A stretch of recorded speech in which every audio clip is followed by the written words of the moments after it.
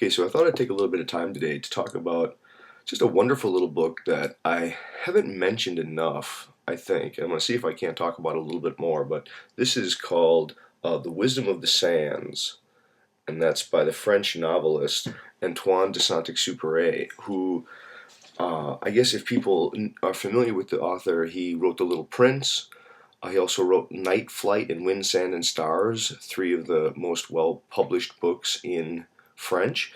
This was published posthumously, and he worked on it for years. He called it his grand poem. He thought that all other works were practice for his masterwork, and yet it was abandoned by his readers. It's his least appreciated work, and the original is called Citadel, and published in French. The translation is, I guess, about 150 pages shorter, and so it's been edited down from the original, but it really is a masterpiece.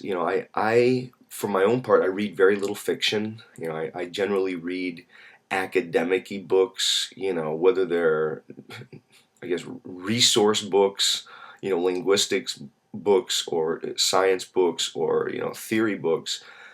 But this is a rare book of fiction. It's a very rare book of, I guess, of allegorical tales, of allegorical stories.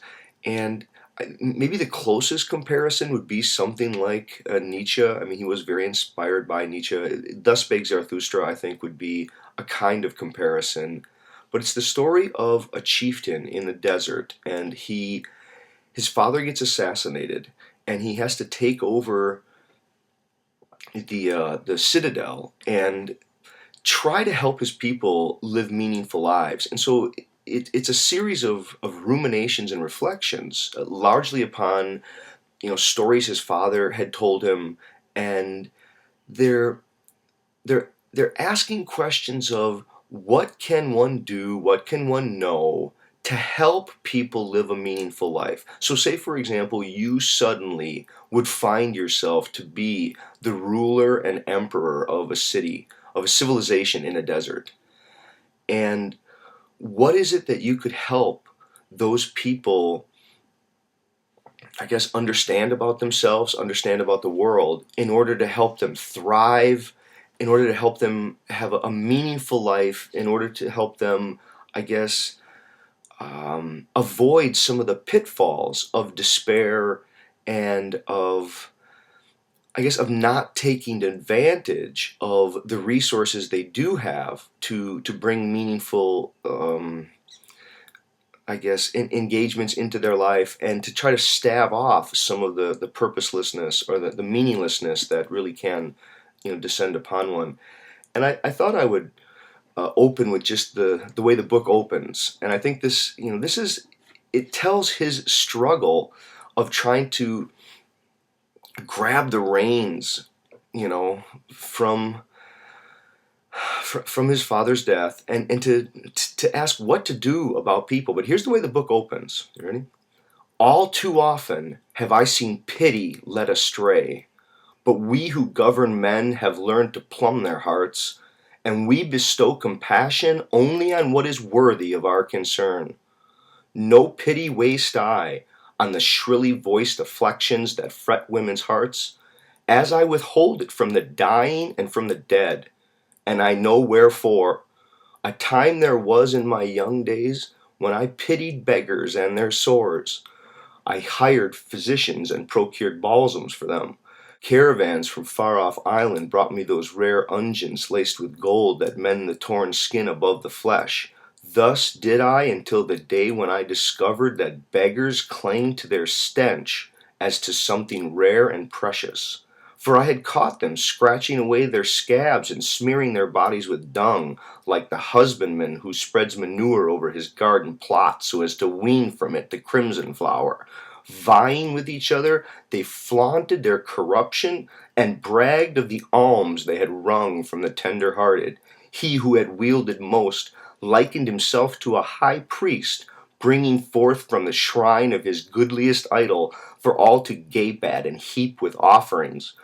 When they deigned to consult my physician, it was in the hope that the hugeness and virulence of their cankers would astound him, and how nimbly they shuffled their stumps to have room made for them in the marketplaces. Thus they took the kindness done them for a homage, proffering their limbs to unctions that flattered their self-esteem.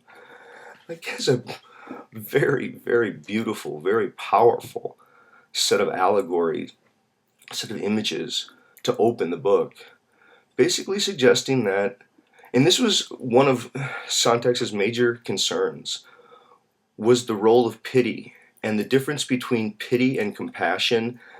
And he feared that some strains of Christianity led people to confuse the distinction and to help people become pitiable and to take advantage of pity. And it's almost as if there's a kind of sickness whereby people become pitiable because other people enable it. It's almost like people like to feel good about themselves in, I guess, feeling a kind of pity for those who they think are lessers, and then the lessers think it's their job to become pitiable because their self-esteem becomes lodged in these kinds of, I guess, activities which are the only ways they know how to get attention, which is to be pitiable. It's really fascinating. He has just so many wonderful reflections, but at one point he wants to find out what makes people happy, and he goes up the street and he says, okay, everyone who is happy, I want you to get on the one side of the street, and everyone who's unhappy, I want you to get on the other side of the street. And he's going to walk down the street and he's going to try to figure out what it is that makes people happy and what it is that, kind of makes some people unable to find happiness. And here's some of the reflection that he has. He says, "No, I thought, it is not lasting enough. This temple with its load of golden ornaments and treasures for whose making human lives have worn themselves away, with its honey stored up over many and many a generation, its filigrees of gold and Heriatic goldwork, for whose perfection old craftsmen bartered their whole lives' work, and whose embroidered cloths overwith old women working lifelong burnt their sight out, and then, gnarled and wheezing, tottered down to death, leaving behind them a queenly train wrought in the semblance of a field of flowers. What exquisite needlework!" they exclaim who look on it today. "How strangely beautiful!" And it came to me that when these old women plied their needles, they were like changelings, and knew not how wonderful they were. Likewise, I bethought me that it were well to build a great coffer to contain what these craftspeople had bequeathed, and the vehicle to carry it. For above all, I respect that which outlasts men, enshrining their ideals for which they have bartered their lives. Therefore I am building the great tabernacle to which they may entrust that for which they have lived and died. He goes a little bit further on.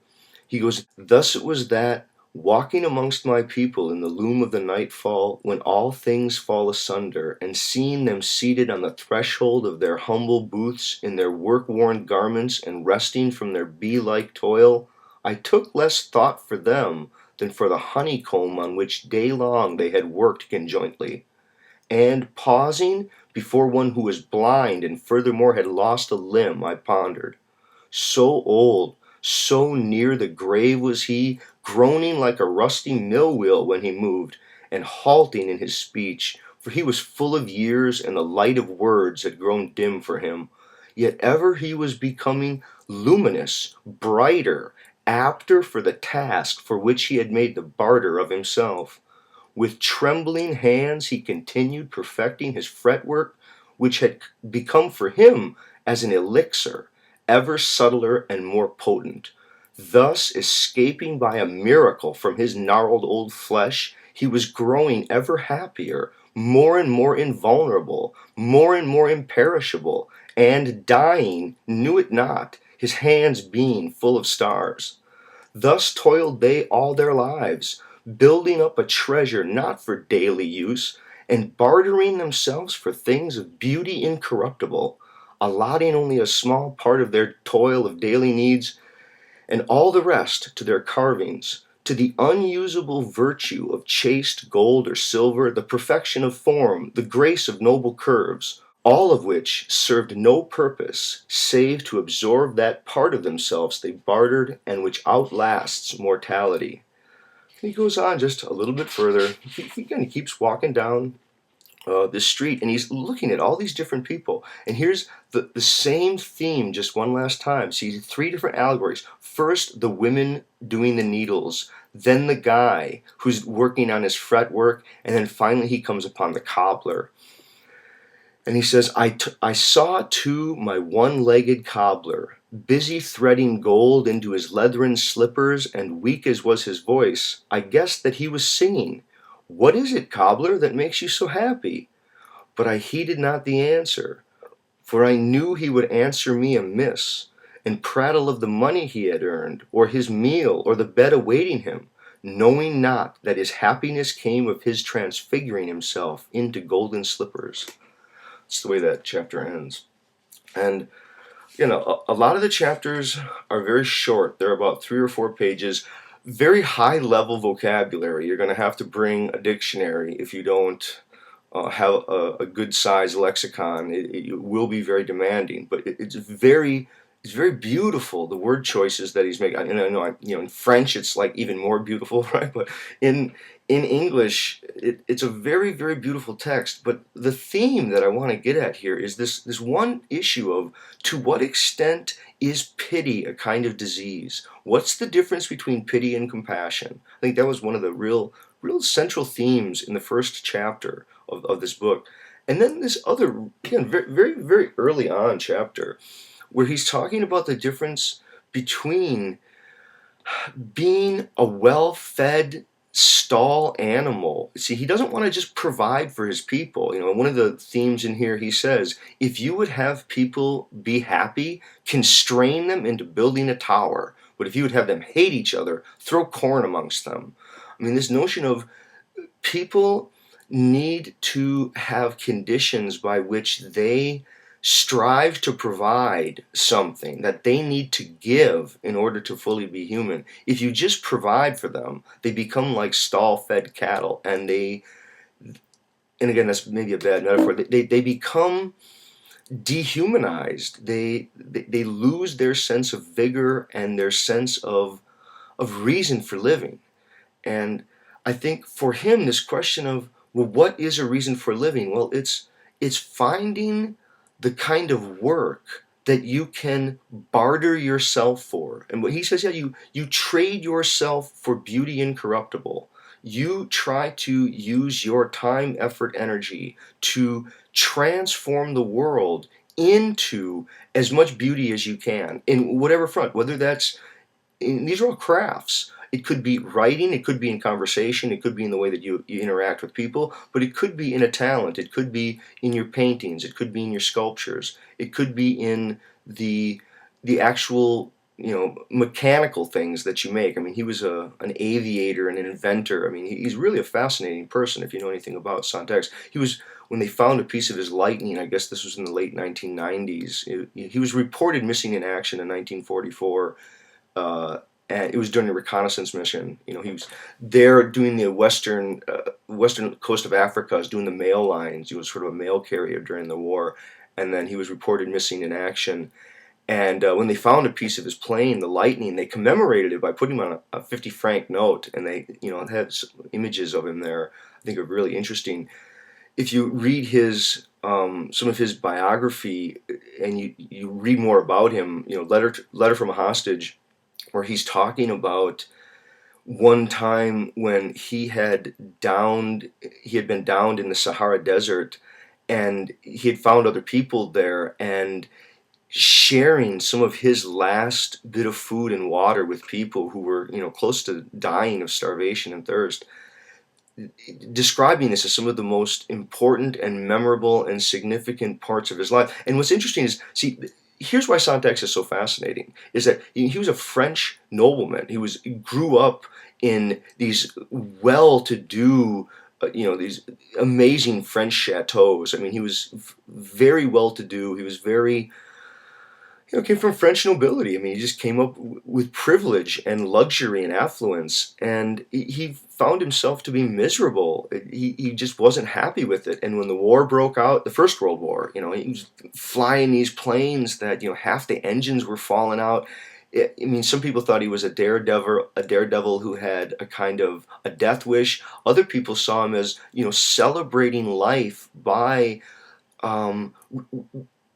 really seeing the value of it, by willingly risking his life.